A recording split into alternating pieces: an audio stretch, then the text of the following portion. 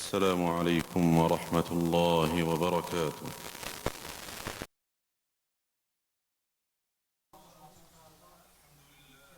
تمام تعریفیں اللہ کے لیے ہیں جس نے شریعت نازل فرمائی اور اسے نہایت محکم اور ٹھوس بنایا، اور جس نے کائنات کی تخلیق فرمائی اور جو کچھ بھی بنایا وہ صنعت و کاریگری میں انوکھا اور بے مثال بنایا، جس نے انتہائی بصیرت و حکمت پر مبنی اسلامی احکامات نازل فرمائے،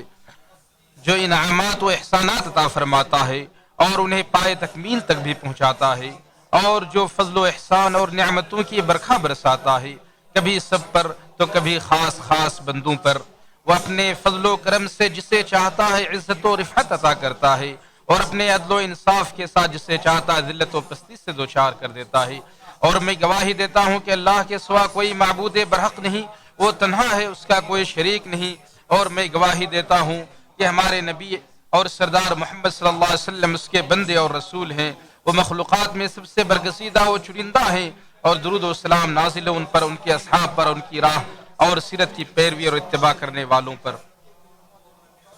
اے مومن مردوں خواتین کی جماعت، اللہ عز و جل کی کامل ترین حکمت اور اس کی بے مثال شریعت سازی نے یہ تقاضا کیا کہ ماہ رمضان کے بعد حج کے مہینوں کا آغاز ہو، تاکہ مسلمان ایک ایمانی فضا اور روحانی ماحول سے نکل کر اسی جیسی دوسری ایمانی فضا اور روحانی ماحول میں منتقل ہو جائے، اور وہ ایسے ہی ایمان افروز ماحول اور روحانیت بھری فضاؤں میں زندگی بسر کرتا رہے، اور اس کے دل میں ایمانی حرارت اور روحانی جذبات ہمیشہ مشتعل رہیں، اور رب کے ساتھ اس کا رشتہ ناتا اور اپنے خالق کے ساتھ اس کا تعلق وہ رابطہ کسی خاص زمانے یا جگہ کے ساتھ خاص نہ ہو، بلکہ حالات و واقعات کیسے بھی ہوں، لیکن یہ ایمانی جذبہ اس کے دل میں بہر صورت موجزن رہنا چاہیے۔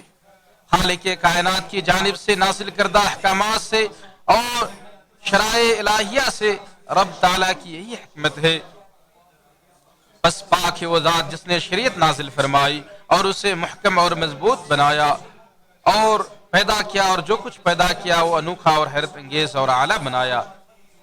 یہ الہی کاریگری ہماری توجہ اس جانب مبذول کراتی ہے کہ مسلمان کی ساری زندگی اللہ تعالیٰ کے لیے ہے، جیسا کہ ارشاد باری تعالیٰ ہے، میری نماز، میری قربانی، میری زندگی اور میری موت سب کچھ رب العالمین کے لیے ہے، اس کا کوئی شریک نہیں، اور مجھے اسی کا حکم دیا گیا ہے۔ اور جب آپ صلی اللہ علیہ وسلم نماز کے لیے کھڑے ہوتے تو فرماتے، میں نے اپنے چہرے کو ذات کی طرف متوجہ کیا جس نے آسمانوں اور زمین کو پیدا کیا، میں تمام ادیان سے کٹ کر سچے دین کا تابع دار اور مسلمان ہوں، میں ان لوگوں میں سے نہیں ہوں جو اللہ تعالیٰ کے ساتھ دوسرے کو شریک ٹھہراتے ہیں۔ میری نماز، میری قربانی، میرا جینا اور مرنا سب اللہ ہی کے لیے ہے جو سارے جہاں کا رب ہے، اس کا کوئی شریک نہیں، مجھے اسی کا حکم دیا گیا ہے اور میں سب سے پہلا تابع دار ہوں۔ اے اللہ تو بادشاہ ہے، تیرے سوا میرا کوئی اور معبود برحق نہیں، تو میرا رب ہے اور میں تیرا بندہ ہوں، میں نے اپنے نفس پر ظلم کیا، مجھے اپنی کوتاہیوں اور غلطیوں کا اعتراف ہے، تو میرے تمام گناہوں کی مغفرت فرما، تیرے سوا گناہوں کی مغفرت کرنے والا کوئی نہیں،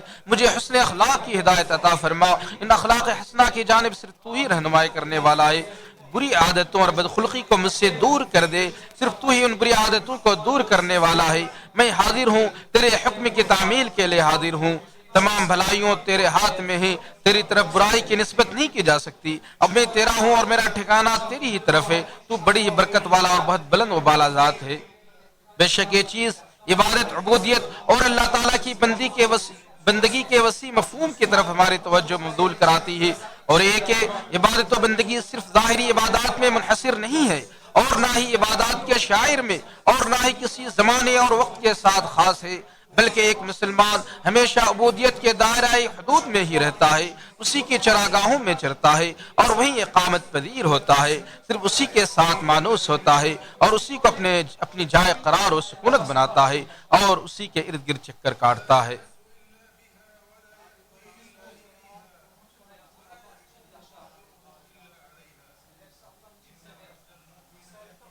ایک مومن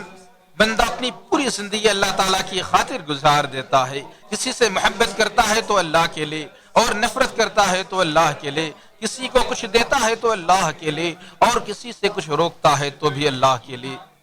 کسی کام کو انجام دینے یا ترک کرنے میں اس کی نیت اچھی ہی ہوتی ہے، اسی سے وہ کمال ایمان کے درجے کو پہنچ جاتا ہے۔ جیسا کہ رسول اللہ صلی اللہ علیہ وسلم نے ارشاد فرمایا، جس نے اللہ کی خاطر محبت کی، اسی کی خاطر بغض رکھا، اللہ کی خاطر عطا کیا اور اللہ کے لیے روک لیا، تو اس نے ایمان مکمل کر لیا۔ اور مومن بندے کے اعمال کا مقصد اپنے خالق کی عبودیت، اس کے حکموں کی پیروی، اپنے مولا کی رضامندی اور اس کی مراد کو پورا کرنا ہوتا ہے، کیونکہ یہی ایمان کا اعلیٰ ترین درجہ ہے اور عبودیت کا اعلیٰ معیار ہے،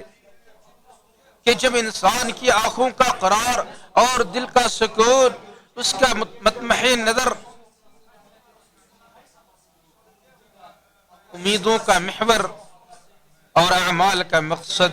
مقصود صرف اللہ تعالیٰ کی ذات بن جائے، جو کہ اسی صورت میں ہوگا جب انسان کے دل میں محبت الہی موجزن اور مستحکم ہو جائے،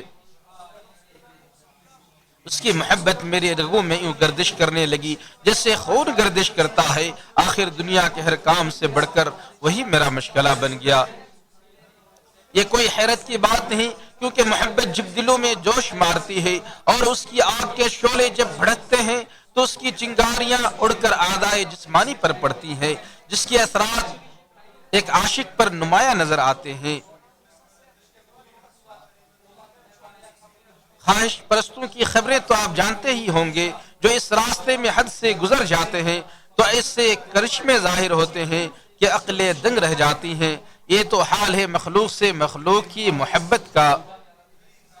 تو پھر ذرا سوچئے کہ ایک سچے عبادت گزار کی اپنے خالق حقیقی سے محبت کا کیا عالم ہوگا۔ ارشاد باری تعالیٰ ہے، اور لوگوں میں سے بعض وہ ہیں جو غیر اللہ میں سے کچھ شریک بنا لیتے ہیں، وہ ان سے اللہ کی جیسی محبت کرتے ہیں، اور وہ لوگ جو ایمان لائے اللہ سے محبت میں کہیں زیادہ ہیں، اور اللہ سبحانہ وتعالیٰ کی ذات زیادہ حقدار ہے کہ جس کی محبت میں دل جوش ماریں اور اس کی اطاعت و فرما برداری میں اعضائے جسم حرکت میں آئیں۔ اپنے محبوب خالق کی رضامندی کے حصول کے لیے مومن کے دل کو مائل کرنے کے لیے محبت الہی ہی کافی ہے۔ گویا کہ اس کے پاس ایک خودی خواہ ہے جو اسے محبت الہی کے لیے ابھار رہا ہے اور اس کے لیے اس کے اندر شوق اور محبت پیدا کر رہا ہے۔ اور جب ہم رسول اللہ صلی اللہ علیہ وسلم سے منقول دعا استفتاح میں غور و فکر کرتے ہیں، جس میں یہ دعا ہوتی ہے، اے اللہ تو ہی بادشاہ ہے، تیرے سوا کوئی بندگی کے لائق نہیں، تو میرا رب ہے، میں تیرا بندہ ہوں، اور میں نے اپنے اوپر ظلم کیا ہے اور اپنے گناہ کا اعتراف کیا ہے، اس لیے میرے سارے گناہ بخش دے، کیونکہ گناہوں کو بخشنے والا تیرے سوا کوئی نہیں، اور میری بہترین اخلاق کی طرف رہنمائی فرما، تیرے سوا بہترین اخلاق کی راہ پر چلانے والا کوئی نہیں، اور برے اخلاق مجھ سے ہٹا دے، تیرے سوا برے اخلاق کو مجھ سے دور کرنے والا کوئی نہیں۔ تو ہم پاتے ہیں کہ نبی صلی اللہ علیہ وسلم نے مناجات الہیہ، اللہ کی حمد و ثنا اور دعائے مغفرت و بخشش کے بعد اچھے اخلاق کی طرف ہدایت اور رہنمائی کی دعا مانگی ہے۔ اس میں اس بات کی طرف اشارہ ہے کہ اللہ کی عبادت و بندگی کا دائرہ نہایت وسیع ہے، ظاہری عبادات اور اطاعت کے شاعر سے لے کر بندوں کے آپس کے معاملات تک کو شامل ہے، بلکہ لوگوں کے ساتھ حسن اخلاق سے پیش آنا، ان کے حقوق ادا کرنا اور ان کے ساتھ احسان و بھلائی کا معاملہ کرنا عبادت کی عظیم ترین صورتوں اور اطاعت الہیہ کی عظیم ترین اقسام میں سے ہے۔ اے اللہ تو ہمیں اپنی سچی محبت عطا کر عبادت و بندگی اور اطاعت کی توفیق دے، اور اپنے عفو و مغفرت سے ہمیں ڈھانپ لے اور بہترین اخلاق کی طرف ہماری رہنمائی فرما، تیرے سوا بہترین اخلاق کی راہ پر چلانے والا کوئی نہیں، اور برے اخلاق سے ہمیں ہٹا دے، تیرے سوا برے اخلاق ہم سے دور کرنے والا کوئی نہیں۔ میں انہی کلمات پر اپنی بات ختم کرتا ہوں۔ اللہ سے اپنے لیے اور آپ سب کے لیے بخشش طلب کرتا ہوں، آپ لوگ بھی اس سے بخشش طلب کریں، بے شک وہ رجوع کرنے والوں کو بخشنے والا ہے۔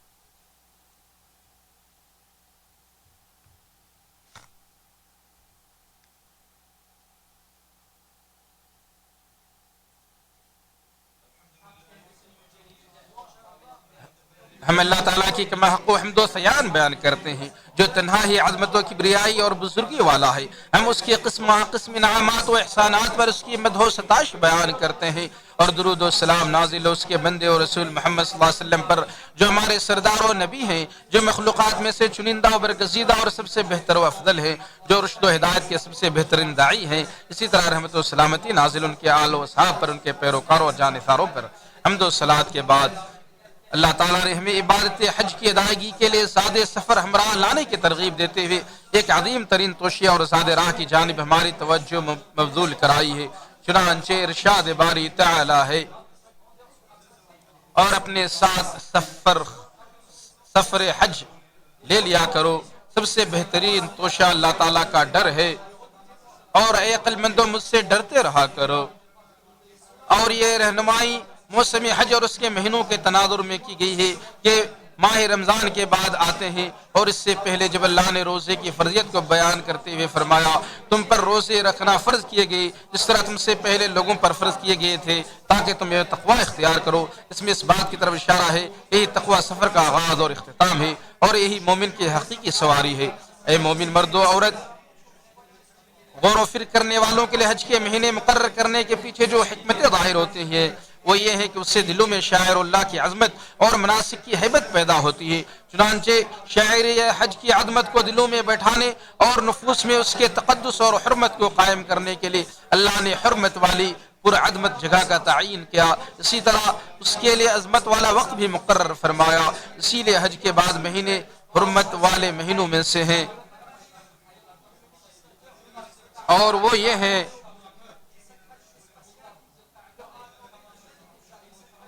ذوالقعدہ کا پورا مہینہ اور ذوالحجہ کا پورا مہینہ، یا 10 دن یا 13 دن، جیسا کہ اس کی تحدید میں اہل علم کے درمیان اختلاف ہے۔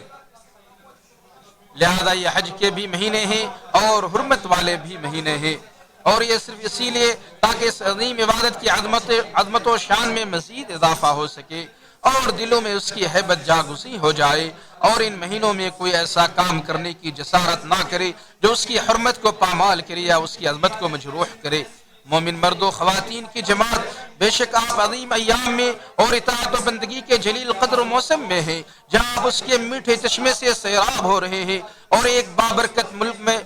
میں اس کے سائے تلے اس کی نعمتوں سے لطف اندوز ہو رہے ہیں۔ لہذا بہتر طریقے سے اللہ کی حمد و ثنا اور شکر بجا لائیں، اس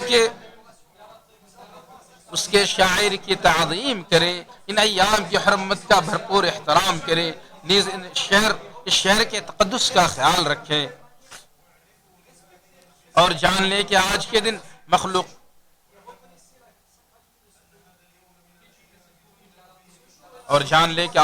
مخلوقات میں سب سے بہترین ہستی اور کائنات کے سردار محمد صلی اللہ علیہ وسلم پر درود پڑھنا مستحب ہے۔ چنانچہ نبی صلی اللہ علیہ وسلم نے فرمایا یقیناً تمہارے دنوں میں سے افضل دن جمعہ ہے، لہذا اس دن میرے اوپر کثرت سے درود بھیجا کرو، اس لیے کہ تمہارے درود مجھ پر پیش کیے جاتے ہیں۔ لہذا اس دن آپ بھی نبی صلی اللہ علیہ وسلم پر کثرت درود و سلام بھیجا کریں تاکہ یہ اللہ سے آپ کی قربت اور نزدیکی کا سبب بن جائے۔ اے اللہ درود و سلام اور برکتیں نازل فرما لے اور پچھلے تمام لوگوں کے سردار امام الانبیاء خاتم النبیین رحمت للعالمین پر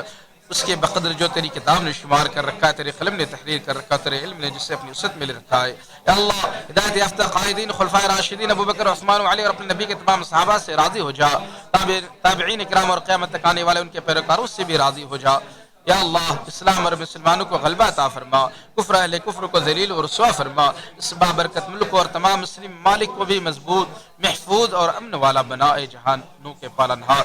اے اللہ ہمارے پیشوا خادم حرمین شریفین اور ان کے ولی عہد کو ایسے کاموں کی توفیق عطا فرما جن میں بندوں اور ملکوں کی بھلائی ہو اور جس میں دنیا و آخرت کا خیر و فائدہ اور درستی پنہا ہو۔ اے اللہ ہر خیر کے معاملے میں ان کی مدد فرما اور انہیں اس کی توفیق عطا فرما۔ اے اللہ اس ملک کی حفاظت فرما اور تمام مسلم حکمرانوں کی حفاظت عطا فرما اور انہیں ایسے کاموں کی توفیق عطا فرما جس میں ان کے رعایت کے لیے خیر اور بھلائی ہو۔ اے اللہ تو ہمیں ایسے کام کی توفیق عطا فرما جس میں ہماری دنیا اور آخرت کی خیر جس میں مضمر ہو۔